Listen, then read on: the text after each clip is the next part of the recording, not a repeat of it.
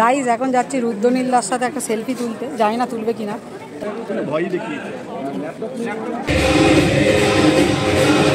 আজকের এই শুভক্ষণে, যেটা বারুইপুর থেকে বোধহয় 11 কিলোমিটার দূরে, সেখানে একটা স্কুল চালায়।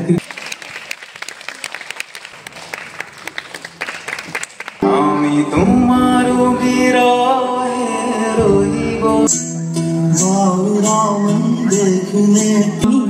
আমি একটি ইতরের দেশে থাকি।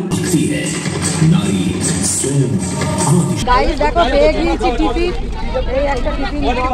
চলো বেরিয়ে আস সাথে, চলো এখান থেকে তো বেরিয়ে যাচ্ছি, এরপর যাব আরো একটা জায়গা। চলো গাইজ সায়েন্স সিটিকে টাটা বলে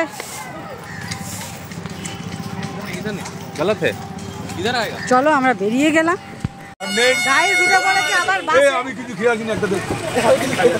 এক্সট্রা টিফিন আছে, হেড স্যার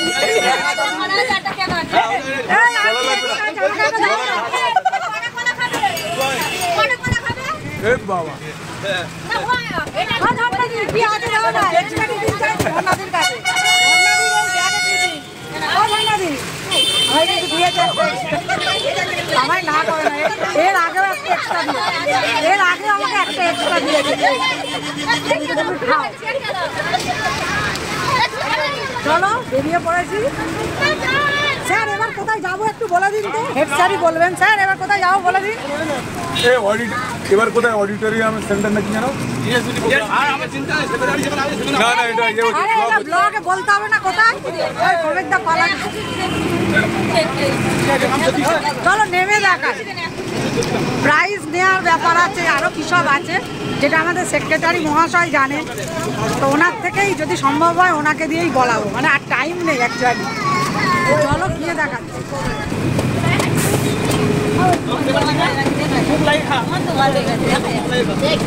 কেন সবই তো দেখা যাচ্ছে।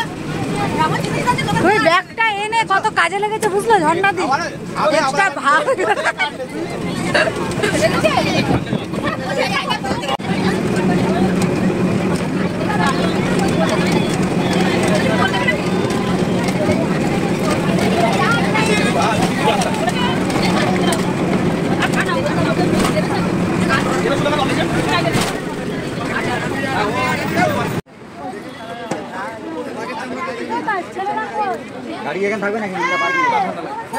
চলো আমরা নেক্সট ডেস্টিনেশনে চলে এসেছি।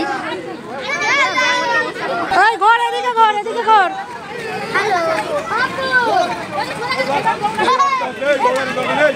একদম নর্মাল ভাবে চলো।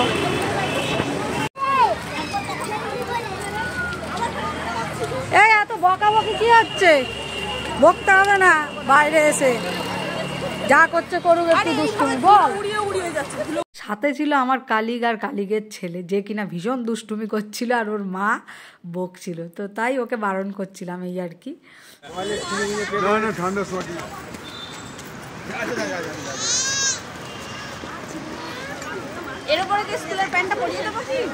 চলো চলে এসেছি মিরাজ সিনেমাস, এই দেখো।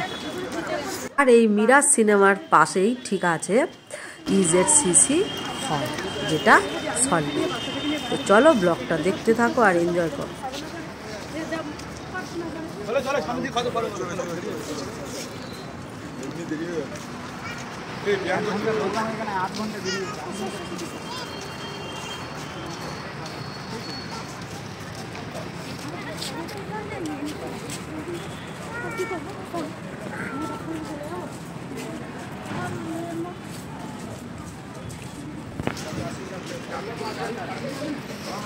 চলো আস্তে আস্তে ভেতরে প্রবেশ করছি।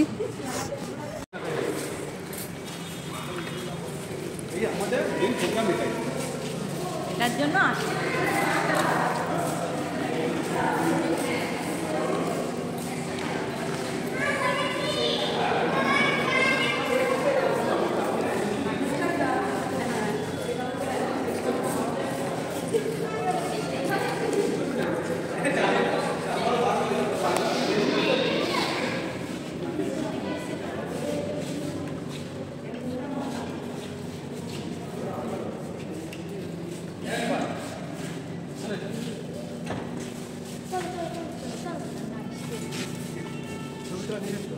নিষেধ না, নিষেধ হলে অফ করে দেবো, অসুবিধার কী আছে।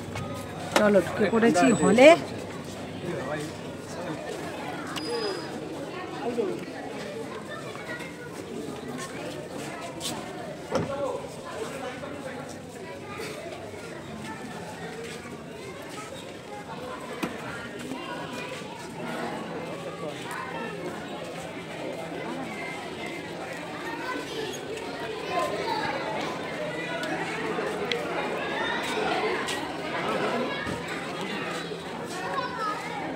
এই হচ্ছে পুরো হলটা।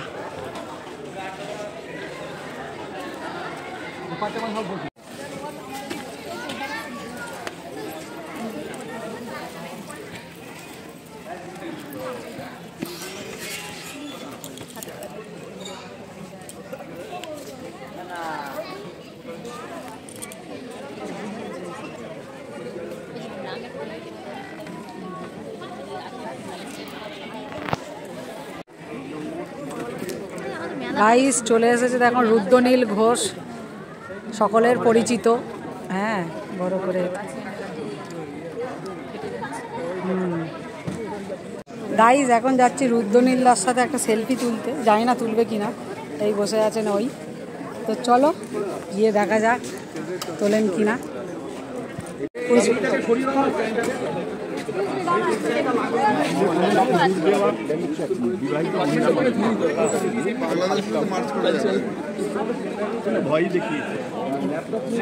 গাইজ দেখতেই পাচ্ছ ছবি উনি তুলেছেন আমার সাথে, একটা নয় দুটো। তো এতটুকু অহংকার নেই ওনার মধ্যে, ভীষণ ভালো লাগলো। তো যাই হোক এরপর শুরু হলো অনুষ্ঠান। সমপানে কে আমাদের বাঁধবে, রইল যারা পিছনে টানে, কাঁদবে তারা কাঁদবে, ছিড়ব বাঁধা রক্ত পায়ে, চলবো ছুটে রৌদ্রে ছায়ে, জড়িয়ে ওরা আপন গায়ে, কেবলই ফাঁদ ফাঁদবে, কাঁদবে ওরা কাঁদবে। আজকের একটি বিশেষ দিন, আজকের বাংলার মৌন সামাজিক একটি প্রতিষ্ঠান, আজকের বাংলার মৌন আয়োজিত বাঙালির মননে চিন্তনে একটি বিশেষ আনন্দ অনুষ্ঠান, বিজয়া সম্মিলনী দীপাবলি উৎসব। আমরা সবাই জানি যে বিগত বেশ কয়েকটা দিন আমরা ছিলাম একটি বিশেষ আনন্দের আঙিনায়। আমাদের কলকাতা আমাদের কাছে বড় অপরিচিত হয়ে উঠেছিল। বাঙালি মানুষগুলো আমাদের মধ্যে সবাই সবার কাছে যেন একটা নতুন রূপে সব রকম স্বপ্ন পূরণের দাবি রাখে। এমন বিশেষ কয়েকটি দিন আমাদের দুর্গাপূজা, কালী পূজা, বিভিন্নভাবে আমরা মাতৃ আরাধনা, তার উপরে আজকে আবার আরেকটি বিশেষ দিন, সেটি কার্তিক পূজা। তা এই বিশেষ দিনগুলোতে আমাদের কলকাতা আলোয় আলোকিত, রাস্তাঘাট অলি গলি সব কিছু আমাদের কাছে একেবারেই অচেনা। অতএব সেই বাঙালি আমরা, সেই বাঙালি আমাদের গর্ব, আর সেই বাঙালির অনুষ্ঠান আজকে বাংলার মন। আমি এই মঞ্চে দাঁড়িয়ে বলছি, যারা আপনারা আছেন তাদের যেমন আশ্চর্য হওয়ার দিন, আরো অত্যাশ্চর্য হবার কথা যারা আজকে আমাদের শিল্পীরা আছেন। শিল্পীরা আছেন শুধু নয়, শিল্পী সমৃদ্ধ আজকের অনুষ্ঠান, গুণীজন সম্বর্ধনা, বিভিন্নভাবে বিভিন্ন আঙ্গিকে আনন্দ অনুষ্ঠান, আজকের আছে আলোচনা সভা। অতএব আপনারা আজকে মঞ্চ আলোকিত করে রয়েছেন বিশিষ্ট বিশিষ্ট জ্ঞানী গুণীজনে।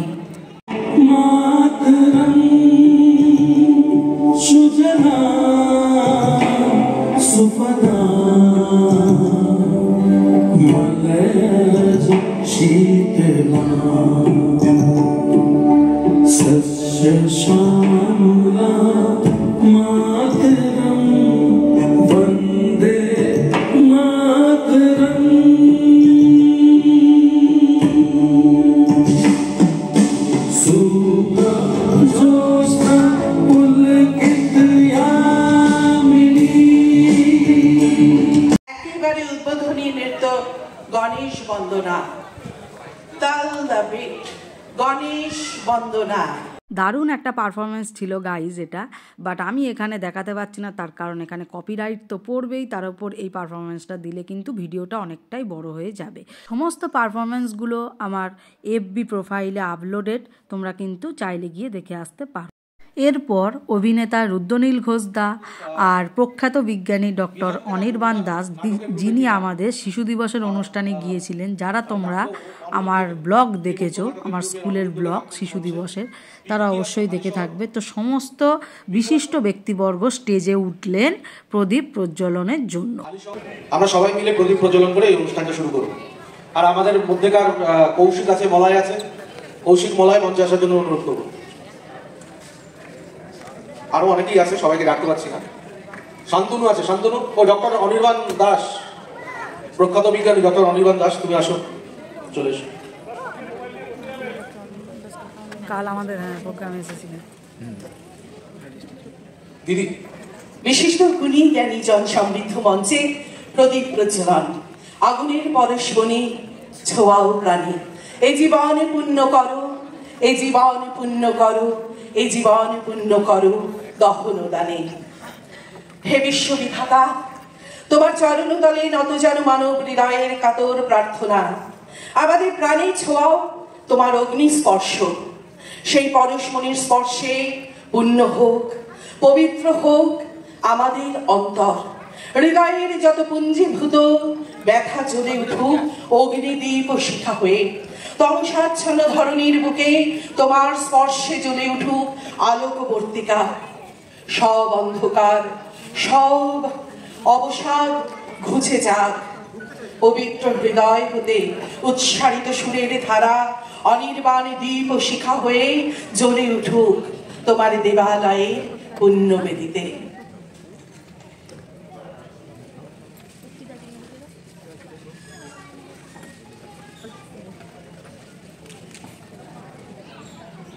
সবাইকে জানাই আজকের এই শুভক্ষণে আপনাদের উপস্থিতিতে ধন্য হয়েছে আজকের আমাদের এইচএসসিসির এই মঞ্চ। আপনারা না থাকলে এত সুন্দরভাবে অনুষ্ঠান হয়তো সম্ভবই হতো না। অতএব একদম আমরা এবারে আবার মূল পর্বে আমরা আসি। এবারে উদ্বোধনী বক্তব্য ডক্টর নারায়ণ চক্রবর্তী মহাশয়, পদ্মশ্রী সম্মানে ভূষিত ও কলামিস্ট, বাংলার মনের তিনি সভাপতি। আমরা বক্তব্য শুনবো, তার আগে আমি বলবো এই কথাগুলো, যে কথাগুলো ওনাদের মুখ থেকে আমরা আজকে শুনবো, সে কথাগুলো আমাদের জীবনে চলার পথে অনেকটা সহায় হয়ে থাকবে। নমস্কার। আজকে বাংলার মনে এই বিজয়া এবং দীপাবলির শুভেচ্ছা জ্ঞাপন অনুষ্ঠানে আপনারা আসায় আমরা আনন্দিত এবং আপ্লুত। আপনাদের কাছে কৃতজ্ঞতা স্বীকার করছি যেসব বৈদ্যুতিন মাধ্যম এবং সংবাদ মাধ্যম যারা আজকের অনুষ্ঠান কভার করছে তাদের কাছেও। আজকে বাংলার কৃষ্টি, সভ্যতা সব কিছু একটা ধ্বংসের মধ্যে নিয়ে চলেছে এবং বাঙালির যে বাঙালি আনা সেটাই কিন্তু অত্যন্ত সুদৃঢ়ভাবে চ্যালেঞ্জড হয়েছে। এই অবস্থায় আমরা আপনাদের মতো শুভবুদ্ধি সম্পন্ন মানুষদের সহায়তায়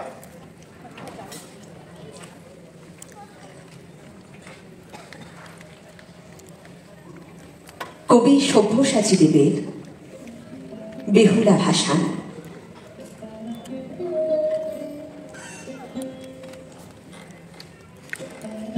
হে দিক চক্রবালী লিখিত জবা কুসুম শঙ্কা সুসূর্য,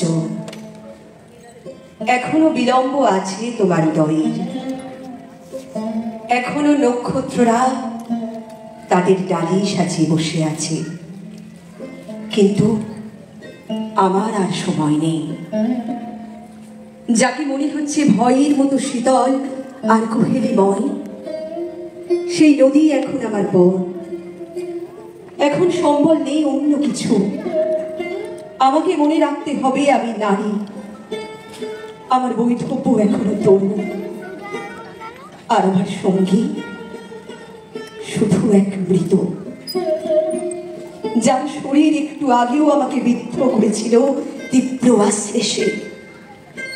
এখন সে বিনষ্ট, যেমন বিনষ্ট আমার জনপদ। এই ধস্ত উৎস থেকে আমি যাত্রা শুরু করলাম। আমার প্রয়োজন নেই সংস্কারের, অনুশাসনের।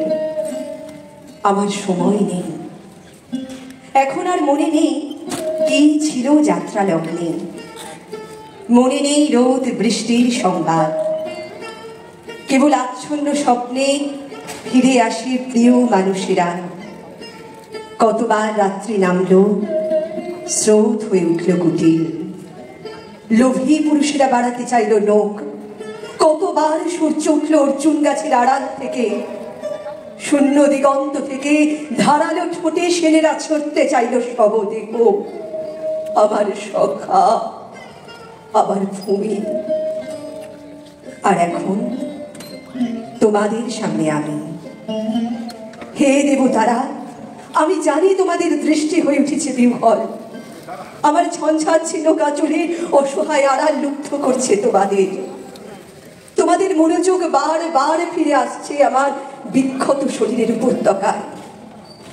তোমাদের কামনাকে প্রত্যাখ্যান করার শক্তি নেই আমার, কেননা তোমরা বহু পূজিত দেবতা, আমার ভাগ্য বিধাতা। কেননা যে হতে পারত আমার পরিত্রাণ, আমার আশ্রয়, আমার সেই স্বদেশ এখন সব মাত্র। যা ছিল আমার স্বপ্ন, আমার নিজস্ব কুসুম, তাকে বিষাক্ত করেছে সেই দেবী। আর আয় সে তোমাদের স্বজন। বারবার শক্তির আস্ফালনে অপ্রাপণীয়কে ছিনিয়ে নেওয়ার যে কুটিল ইতিহাস তোমাদের সৃষ্টি, মনসা শুধু শুরু করেছিল তার নতুন অধ্যায়। অভিযোগ নেই, স্বধর্ম থেকে বিচ্যুত নয় সে, বরং সংশয়ের হতো তাই যদি মনসা আমাকে দিত সুখ, যদি দেব সুরক্ষতার বদলে তার নয়নে বর্ষিত হতো ক্ষমা, সেই প্রতারণা আন্তঃভ্রান্তি। অভিযোগ নেই, অভিযোগ নেই, ভিক্ষা নয়। বিনিময়ে দেব তোমাদের যা কাঙ্ক্ষিত, বাণিজ্যের শর্তে। তোমরা দেবে প্রাণ আর আমি দেব আর কিছু নেই। তাই আবার চৌপন। দেবতারা প্রস্তুত হও, এই আমি ছিঁড়ে ফেলছি আমার স্তনাংশ, এই ছিঁড়ে ফেললাম সব আভরণ। আর একবার মুহূর্তের জন্য অবরুদ্ধ করো দৃষ্টি। আমি নগ্ন করলাম আমার শরীর, আর এই নামিয়ে রাখলাম মৃতদেহ। এসো দেবতারা দেখো, এই আমার দেহ দুলে উঠছে নাচের ছন্দে, দুলে উঠছে বিসর্জনের প্রান্ত থেকে বোধনের সীমানায়, দুলে উঠছে জীবনের নেশায়। এসো দেবতারা, তোমাদের দৃষ্টি লেখন করুক আমার নগ্নতা, আমার দারিদ্র। কামনীয় নেই কিছুই প্রাণ ছাড়া। ওঠো, জেগে ওঠো মৃত্যু, আমার স্বভূমি, নতুন জন্মের আশ্রয়। জাগো লক্ষিন্দর জাগো, এসো আমার হাত ধরো লক্ষিন্দর। তুমি ফিরে এলে মৃত্যুর অধিত্যকা থেকে ভালোবাসার প্রাঙ্গণে। শুধু যদি জানতে কোন মূল্যে তোমার ওষ্ঠে ফিরে এলো উষ্ণতা। এসো আমার হাত ধরো লক্ষিন্দর। তোমার জন্য বন্য করেছিলাম যে শরীর, গ্রহণ করো সেই শরীরকে।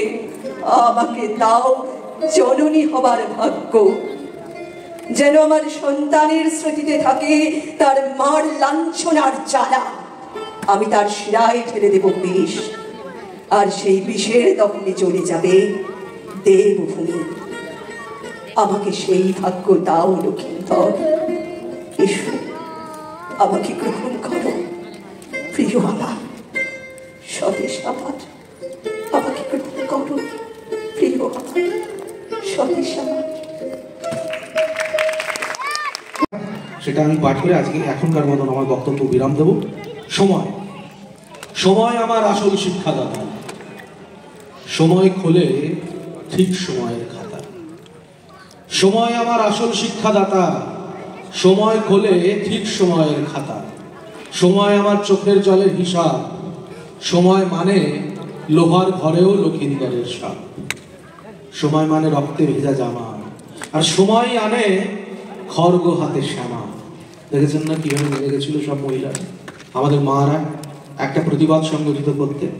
তো সময় মানে রক্তে ভেজা জামা, আর সময় আনে খড়গ হাতে শ্যামা। সময় জানি তোমার দুর্বলতা, ঠিক সময় স্পষ্ট সেসব কথা। সময় তীরে মেঘ কাটিয়ে রোদ, সকল পাপে সময় নেবেই শোধ। সময় হাতেই আসল জীবন কাটে, আর না বুঝলে সময়, আর না বুঝলে কি হয়, যারা বুঝছে না তাদের ওইটা হবে। আর না বুঝলে সময় মানুষ, তোমার জীবনটাই মাটি, তোমার জীবনটাই মাটি, তোমার জীবনটাই মাটি। অনেক ধন্যবাদ। প্রোগ্রাম এনজয় করতে পারেন।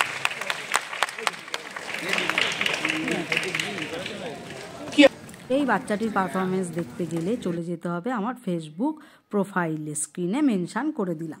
এরপর আমরা শুনলাম মনোমুগ্ধকর, হৃদয় জুড়ানো একটি রবীন্দ্রসঙ্গীত। রবীন্দ্রসঙ্গীত আমরা কে না ভালোবাসি, তাই না? তো ইনিই গেয়েছিলেন, তো সেটাও শুনতে গেলে চলে যেতে হবে আমার প্রোফাইলে। এই গানটার পরে ছিল একটা দুর্দান্ত আবৃত্তি পরিবেশনা, ফাটাফাটি একটা আবৃত্তি পরিবেশনা। এটা তোমরা এখানেই শুনতে পারবে, মানে আমার এই ব্লগে। তো চলো সেই আবৃত্তিটা শুনে নাও। এখানে উপস্থিত সকল গুণীজন বিশিষ্টজনকে প্রণাম জানিয়ে আমি সরাসরি আমার নিবেদনে চলে যাচ্ছি। আমার প্রথম নিবেদন কবি নবারুণ ভট্টাচার্যের লেখা ইতরের দেশ। আমি একটি ইতরের দেশে থাকি, একটি ইতরের দেশে থাকি, যেখানে যেখানে বণিকরা উদ্ভাবন করে লেখকদের, আর লেখকরা উদ্ভাবিত হয়।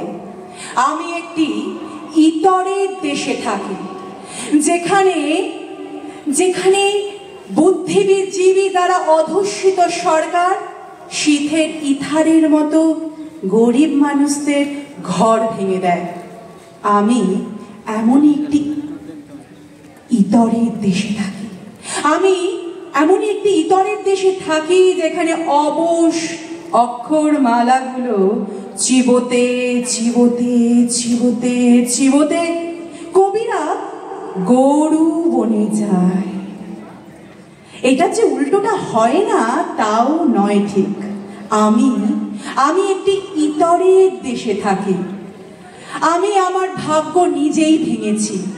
এখন আমি সেই ভাঙা স্ট্রিম রোলারের পাশে বসে থাকি তার কাছে, আর নতুন রাস্তা বানাবার গল্প শুনি। ধন্যবাদ। আমার দ্বিতীয় নিবেদন শঙ্খ ঘোষের লেখার রাস্তা। রাস্তা করে নিন, রাস্তা কেউ দেবে না। রাস্তা করে নিন, রাস্তা কেউ দেবে না। বাবু তো দেখছি ভীষণ শৌখিন, রাস্তা করে নিন। চশমা পরে নামতে নামতে নেমে এলাম, ঘুরতে ঘুরতে ফিরতে ফিরতে নেমে এলাম। ভুবন ডাঙা টোলে পড়ে ভুবন ডিঙিয়ে পায় নেমে এলাম। ফিরবো ফিরবো ফিরবো করছি, ফিরবো কি উপায়? রাস্তা করে নিন, রাস্তা কেউ দেবে না। এক রাস্তা, দুই রাস্তা, তিন রাস্তা, চার রাস্তা, সব রাস্তা সমান। দুই রাস্তা, তিন রাস্তা, এক রাস্তা, এক রাস্তা, দুই রাস্তা, দুই রাস্তা, এক রাস্তা। রাস্তা করে নিন, রাস্তা কেউ দেবে না। ধন্যবাদ। এরপর ছিল এই বাচ্চাগুলোর একটা সুন্দর পারফরমেন্স, আর তারপরে ছিল আমাদের স্কুলের সেক্রেটারি মহাশয়কে সম্মান প্রদান, মানে যে কারণে আজকের এই ইজেড সিসি হলে আমরা আমন্ত্রিত। চলো দেখতে থাকো। তথাগত রায়, তিনজনকে একটু মঞ্চে আসবার জন্য অনুরোধ করবো এদের সমর্থিত করার জন্য। যদি আসুন না মানব, অমিতাভ। আমাদের সেক্রেটারি চলে যাচ্ছে।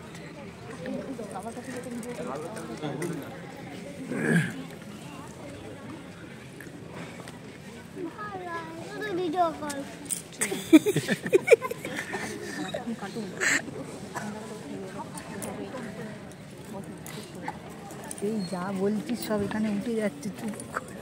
হ্যাঁ,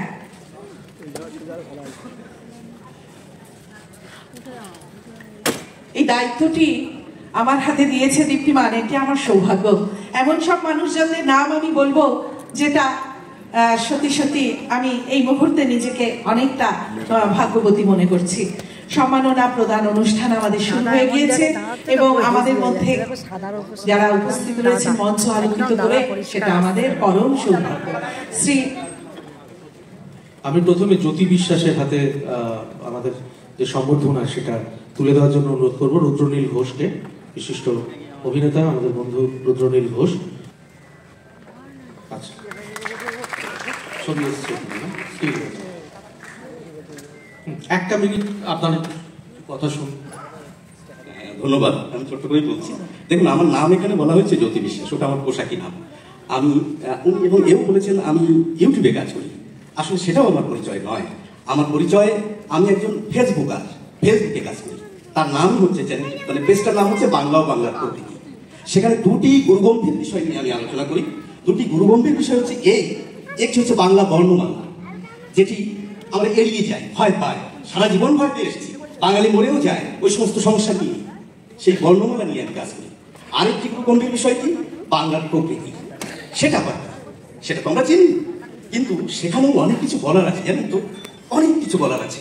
এই যে বলি মাকাল ফল, আরে মাকাল ফলটা কি, গাছটা কেমন, কোথায় হয়? কচু, ঘেঁচুটা কোথায় হয়, ঘেঁচুটা কি, এটা আমি নিজে হাতে তুলে দেখাই। আর বর্ণমালা নিয়ে যে বললাম হাজারো সমস্যা আমাদের, সেইগুলো সহজ সরল ভাষায় মানুষের সামনে তুলে ধরি। অনেকেই আমাকে আলোচনায় সহযোগিতা করেন পিছনে থেকে, যাদের আপনারা দেখতে পান না। যাই হোক, এই বৃহৎ মঞ্চে আমাকে জায়গা দেওয়ার জন্য, এই আলোকিত মঞ্চে আলোকিত মানুষের মাঝে আসতে পারার সৌভাগ্য করে দেওয়ার জন্য বাংলার মনকে আন্তরিক ধন্যবাদ জানাই। আপনাদের প্রতিনিয়ত আমি দেখি, আমরা দেখি, আজ আমি আপনাদের পাশে থেকে নিজেও গৌরব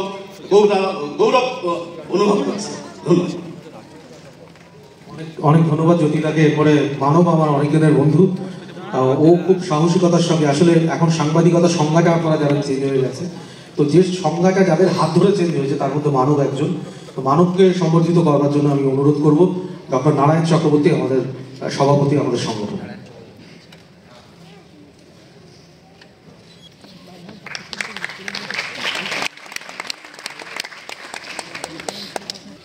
একদম সংক্ষিপ্ত মানব। না, বলার কিছুই নেই। এই সাহসিকতা, অন্যতম, এগুলো সব বাজে কথা। মানে সংবাদ জগতের নিয়মই হচ্ছে বিরোধীদের কথা বলা, মানে সরকারের এগেনস্টে বলা বা প্রশাসনের এগেনস্টে বলা। ফলে আমি বরাবর আমার কাজটা অনুভবই করে গেছি। 2000 সাল থেকে সাংবাদিকতা করছি, 24 বছরে বিরোধীদের কথাই বলে গেছি। ফলে নতুন কথা আমি কিছু বলিনি, এখন নতুন মনে হচ্ছে সমাজে এসে, ফলে নতুন করে বলা আমার কাছে করছি কিনা জানি না। ও আমার মেন স্ট্রিম মিডিয়ার লোকজন এখানে বসে রয়েছে, এদের সঙ্গে দেখা আজকে খুব ভালো লাগলো। এখন তো আমি ইউটিউবার হয়ে গেছিলাম, সাংবাদিক বলে কেউ মানি না। ধন্যবাদ মানবকে। আমি জেলেরহাট ভোলা, মানে ওদের সম্পর্কে একটু এক লাইন আমাকে বলতে হবে। তার কারণ হচ্ছে এই ছেলেটি অমিতাভ, এবং অমিতাভ শুধু একা নয়, ওর সঙ্গে আরও অনেকে আছে, কিন্তু অমিতাভ লিড করে তাদের। আপনারা জানেন যে জেলেরহাট ভোলা বলে একটা জায়গা আছে, যেটা বারুইপুর থেকে বোধহয় 11 কিলোমিটার দূরে। সেখানে একটা স্কুল চালায়, 300 প্রায় 20 জন মতন স্কুলে পড়ে, একদম নার্সারি থেকে ক্লাস 4 অব্দি। তো অসাধারণ, মানে আপনারা না গেলে সেটা ফিল করতে পারবেন না। ডক্টর অনির্বাণ দাস, আমাদের অন্য একজন ট্রাস্টি এবং বিজ্ঞানী, সে গতকালকেই গেছিল, আমাকে বলছিল যে ওখানে এত সুন্দর পরিবেশ, এত আন্তরিকতার সঙ্গে ওরা স্কুলটা চালায়। আমরা এই সমস্ত এদেরকেই আমরা উৎসাহিত করতে চাই, সমর্থিত করতে চাই, এরাই আসল মানুষের কাজ করেন। তো আমার খুব ভালো ছোট ভাইয়ের মতন এবং বন্ধু স্থানীয় অমিতাভকে আমি সম্বর্ধনা দেওয়ার জন্য আমি তথাগত রায়কে অনুরোধ করবো। মাননীয় প্রাক্তন রাজ্যপাল তথাগত রায় সম্বর্ধিত করবেন অমিতাভকে।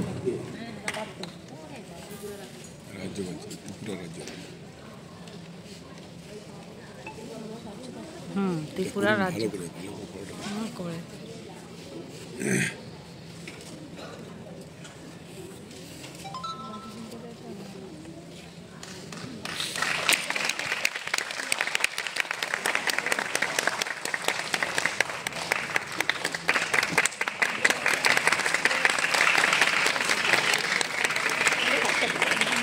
আমি একদিন সবাইকে আমন্ত্রণ জানাবো, আমরা ওখানে একটা অনুষ্ঠান করব ভবিষ্যতে ওই স্কুলটাকে নিয়ে। স্কুলের খেলাধুলোর পরিকাঠামো, স্কুলের কম্পিউটারের পরিকাঠামো, স্কুলে আরও কি করা যায় সেটা নিয়ে একটা কিছু আমাদের পরিকল্পনা আছে বাংলার মনের।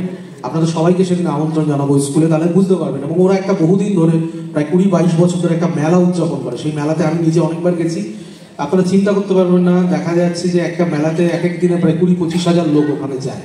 এবং মেলাটা অত্যন্ত কনস্ট্রাকটিভ, মানে অসভ্যতার মেলা হয় না, এটুকুনি বক্তব্যে আমি বলতে পারি ওদের সাক্ষী হিসেবে। আচ্ছা, আরেকটা কথা হচ্ছে যে আমাদের এখানে আমরা একটা খুব মানে অসাধারণ একটা আলোচনা শুনতে যাচ্ছি, যে আলোচনাটা আমাদের স্পন্সর করেছেন Maulana Abul Kalam Azad institute of Asian studies, এশিয়ার ঐক্যবদ্ধ শক্তি হিসাবে বৌদ্ধ ধর্মের ভূমিকা। সেই আলোচনাটা হওয়ার আগে আমরা আর দুটো সাংস্কৃতিক পারফরমেন্স দেখে নেব, তারপরে এই আলোচনাটায় আসবেন। এবং ডক্টর স্বরূপপ্রসাদ ঘোষ, যিনি মাকাইজের ডাইরেক্টর, তিনি আমাদের মধ্যে জয়েন করবেন। আমি তার আগে আমাদের মধ্যে মানুষ ভট্টাচার্য দীর্ঘদিন ধরে গীতা আন্দোলন বা হিন্দু ধর্মের মানে যে প্রধান একটা বিষয় গীতা পাঠ, সেইটাকে সমস্ত মানুষের কাছে নতুনভাবে নিয়ে গেছেন। সেই মানুষ ভট্টাচার্যকে আমি সমর্থিত করতে বলবো, আমাদের রুদ্রনীল ঘোষকে। রুদ্রনীল ঘোষ আমাদের বিশিষ্ট অভিনেতা, আমাদের বন্ধু রুদ্রনীল ঘোষকে মানুষ ভট্টাচার্যকে সম্বর্ধিত করতে বলবো।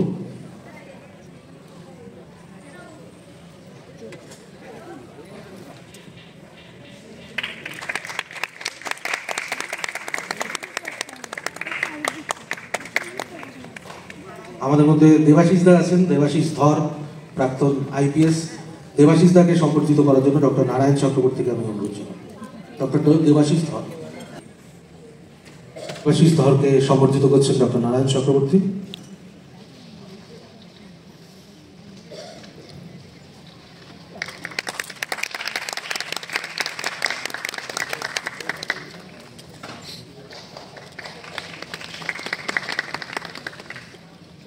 আমি আমার বিশিষ্ট অতিথিদের একটু মঞ্চে একটু আসন গ্রহণ করার জন্য বলবো।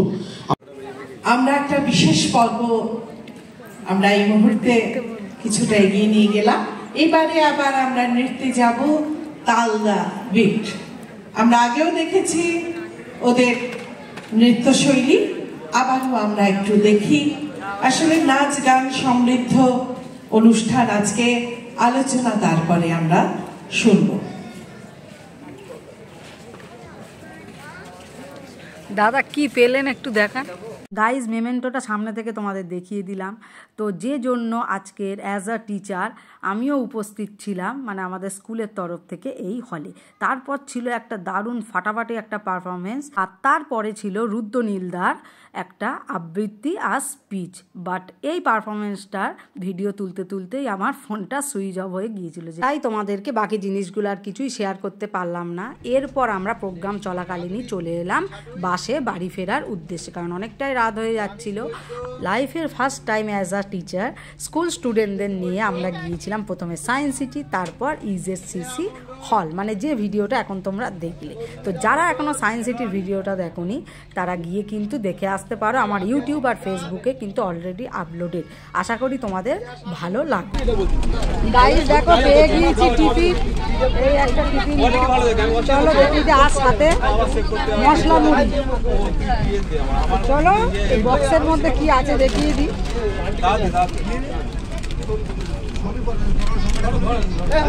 একটা চিড়ে ভাজার প্যাকেট, একটা কেকের প্যাকেট,